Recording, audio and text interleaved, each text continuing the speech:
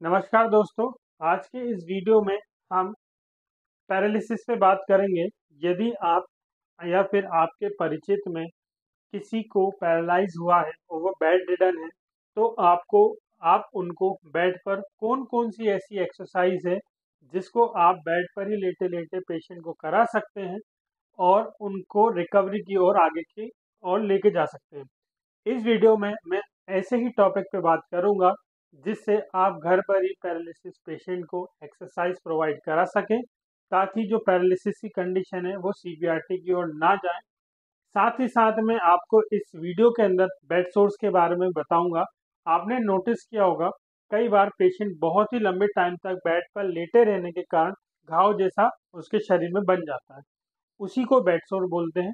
वो बेड सोर कब होता है? जब एक ही जगह पर, एक ही पॉइंट पर यदि बहुत टाइम से, लंबे टाइम से यदि प्रेशर लगता है तो उसके अंदर धीरे धीरे घाव बनने लगता है, उसको बोला जाता है बेड सोर। तो इस वीडियो में मैं आपको ये भी बताऊंगा कि आपको किस तरीके से और कैसे उस बेड सोर को भी आप घर पर कम कर सकते हैं, उसका प्रिकॉशन क्या होगा और उसका ट्रीटमेंट क्या होगा।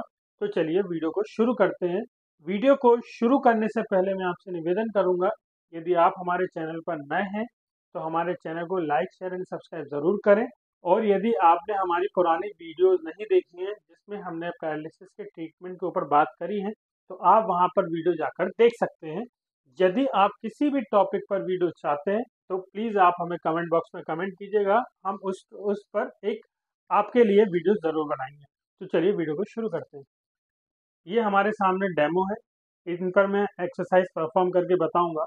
मान लीजिए हमारे डेमो को, जो हमारा जो पेशेंट है उसको लेफ्ट साइड पैरालाइज हुआ है, मतलब लेफ्ट साइड मसल वीकनेस है।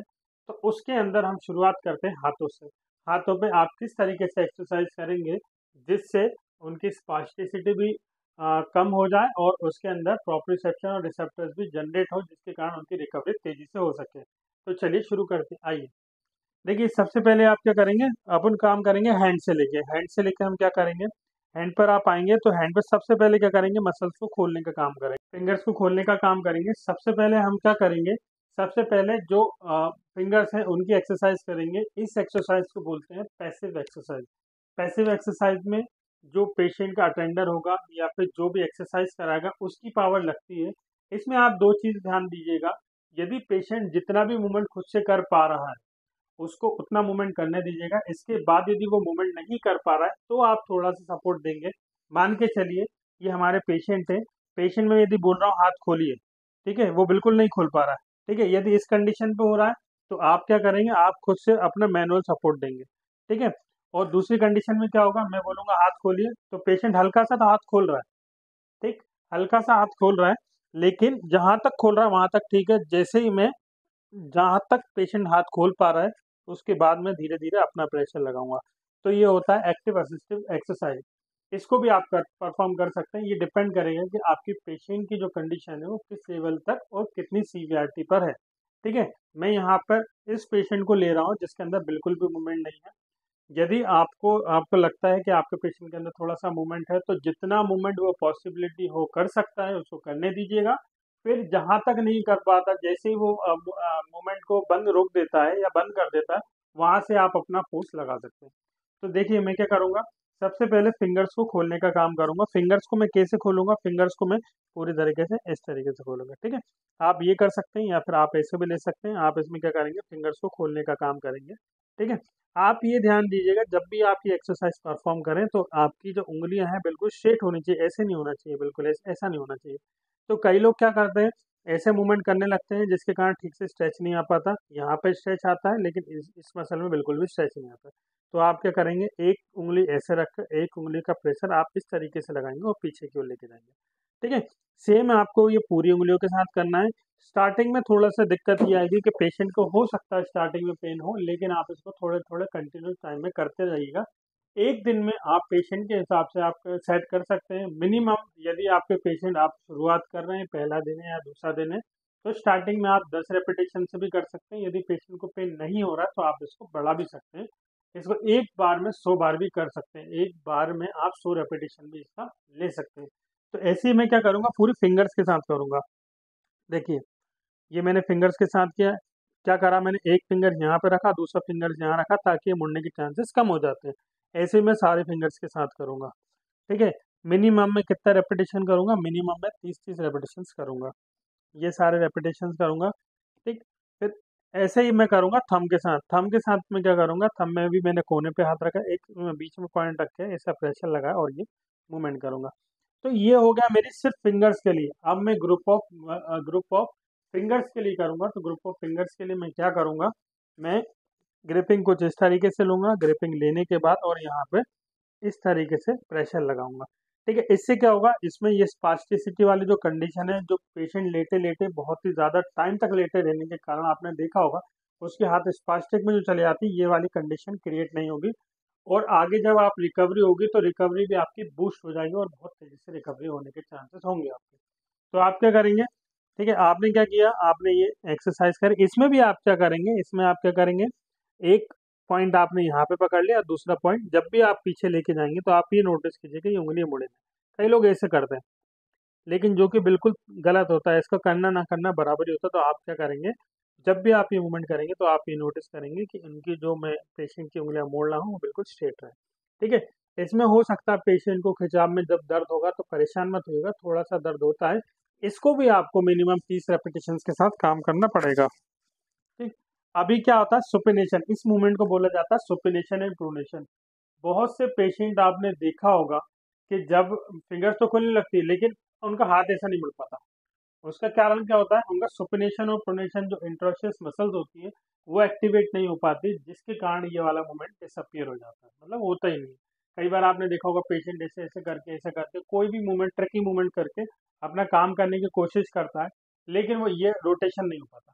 ठीक, जैसे आप देखा होगा जब चाबी लगाते हैं तो घुमाने वाला जो रोटेशन होता है उसको बोलते हैं सुपिनेशन, उसको पेशेंट परफॉर्म नहीं कर पाता। तो उसके लिए आप क्या कर सकते हैं, उसके लिए आप पेशेंट का एक हाथ को यहाँ से स्टेबल करेंगे और दूसरा आप यहाँ से पकड़ेंगे। उसको करने के बाद आप ये वाला मूवमेंट लेके आएंगे।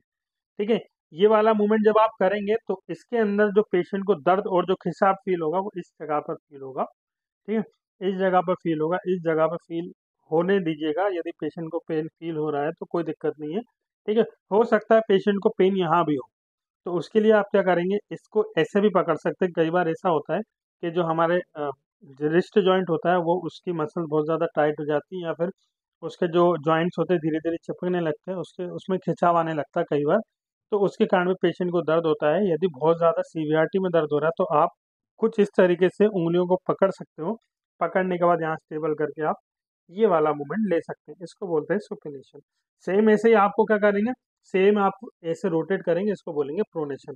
तो यदि आपको शुरू करना है तो बिल्कुल यहाँ से स्टार्ट हो गया, आप ये वाला मूवमेंट ले सकते हैं। ये हो गया आपका सुपिनेशन प्रोनेशन। ठीक है, अब हम आते हैं एल्बो जॉइंट्स की ओर। हमने किसके बारे में बात करी, हमने फिंगर्स की बात करी, हमने एल्बो की बात करी। अब हम आते हैं शोल्डर जॉइंट पे। शोल्डर जॉइंट के अंदर आपने देखा होगा कई पेशेंट ऐसे होते हैं जिनका कंधा ऊपर उठ जाता है, ठीक है, लेकिन वो 90 डिग्री तक उठता है। फिर इससे ऊपर जब वो उठाते तो कुछ इस तरीके से उठाते, या फिर जब उठाते तो इस तरीके से उठाते। ऐसा क्यों होता है, क्योंकि क्या होता है बहुत टाइम तक बेड रिडन होने के कारण, या बहुत समय तक एक्टिविटी ना होने के कारण, या फिर जब वो बेड रिडन थे, जब उसके अंदर मोबिलिटी ना होने के कारण जॉइंट धीरे धीरे चिपकने लगते हैं, या फिर मसल कॉन्ट्रेक्चर में जाने लगती है, जिसके कारण ये सारी कम समस्याएं हमारे सामने आती हैं। तो इसके लिए हम क्या करेंगे, सबसे पहले ये पता करेंगे, देखिए यदि आपको रिसेंट में पैरालिसिस हुआ है तो आपके मसल टाइटनेस या कॉन्ट्रेक्शन होने के चांसेस बहुत ज़्यादा कम होते हैं। वहाँ पे प्रोप्रियोसेप्शन को या रिसेप्टर को स्टिमुलेट करने का काम ज़्यादा किया जाता है। ठीक है, तो अभी हम क्या करेंगे, हमारा पेशेंट बिल्कुल नया है, तो इसके अंदर हम क्या करेंगे, प्रोप्रियोसेप्शन और मसल मेमोरी को रीजनरेट करेंगे। तो उसके लिए हमें क्या करना होगा, हमने हाथ पकड़ा, ठीक है, इसमें क्या करेंगे, पेशेंट का यदि हाथ ऐसा है तो ऐसा नहीं कि आपको ऐसा करना। ठीक, प्रॉपर ग्रिपिंग और प्रॉपर एक्सरसाइज ही आपको रिजल्ट देगी।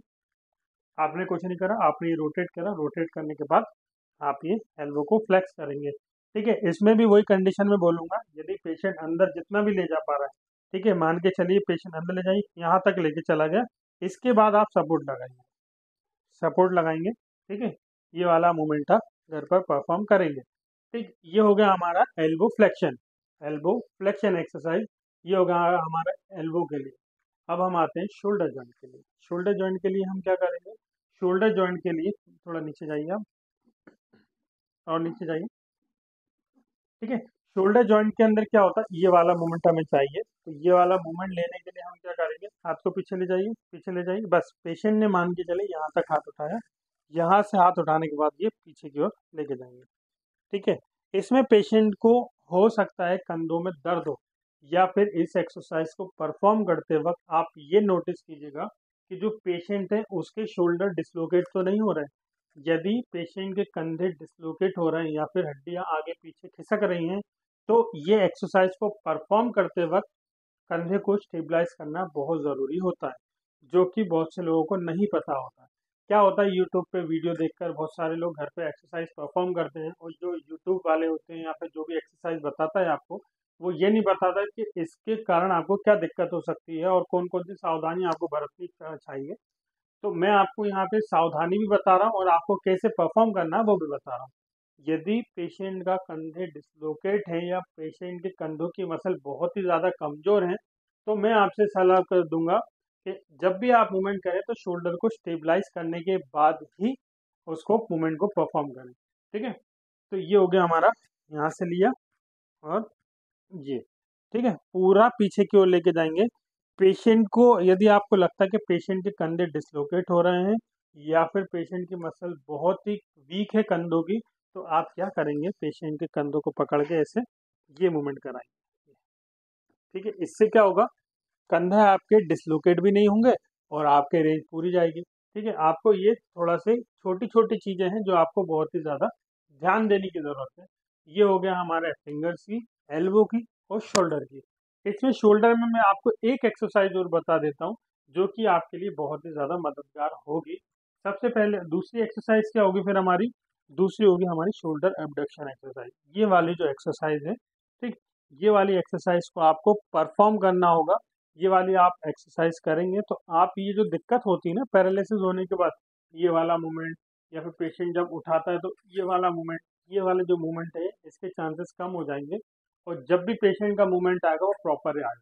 ठीक है, तो ये वाली एक्सरसाइज आप करेंगे। इसमें क्या करना होगा, आपको एल्बो को सुपिनेशन लेना पड़ेगा। सुपिनेशन के बाद एल्बो को 90 डिग्री फ्लेक्स करने के बाद आपको ये वाला अबडक्शन, शोल्डर अबडक्शन को परफॉर्म करना होगा। ये हो गई हमारी शोल्डर की लास्ट एक्सरसाइज। देखिए एक्सरसाइज तो बहुत होती है, एक्सरसाइज मतलब आप एक पार्ट की यदि 100 एक्सरसाइज भी बताएंगे तो भी बहुत कम होती है, लेकिन इस वीडियो में मैं आपको बहुत ज़्यादा एक्सरसाइज नहीं बता पाऊंगा क्योंकि ये वीडियो वैसे भी बहुत लंबी हो चुकी है। अभी मैं पैरों की भी आपको एक्सरसाइज बताऊंगा तो ये और लंबी हो जाएगी। यदि आप या आपके परिवार में कोई भी ऐसा जो पैरालिसिस से परेशान है या फिर जिनको प्रॉपर ट्रीटमेंट ना मिलने के कारण पैरालिसिस की रिकवरी नहीं हो पा रही है, वो हमसे संपर्क कर सकता है। आपको हमारा नंबर स्क्रीन पर मिल जाएगा। यदि आपको वीडियो अच्छा लगा हो तो लाइक, शेयर एंड सब्सक्राइब जरूर कीजिएगा, और इस वीडियो को ज़्यादा से ज़्यादा जरूर शेयर कीजिएगा और ऐसे लोगों तक जरूर पहुंचाइएगा जो पैरालिसिस से सर्वाइव कर रहे हैं या पैरालिसिस की कंडीशन को फेस कर रहे हैं, ताकि उनको कुछ वीडियो से मदद मिल सके। यदि आप हमसे डायरेक्ट कांटेक्ट करना चाहते हैं तो आपको हमारा नंबर स्क्रीन पर मिल जाएगा। यदि आप पर्सनल कंसल्टेशन चाहते हैं या फिर पर्सनल आप अपनी कंडीशन को लेके एक्सरसाइज बनवाना चाहते हैं तो आप हमें कमेंट बॉक्स पर कमेंट कर सकते हैं, या फिर आप हमारे दिए गए नंबर पर व्हाट्सएप पर आपकी वीडियो और आपकी फाइल भी हमें व्हाट्सएप कर सकते हैं, जिससे हम आपकी कंडीशंस को लेकर एक्सरसाइज को प्लान करेंगे और आपको ट्रीटमेंट प्रोवाइड करेंगे।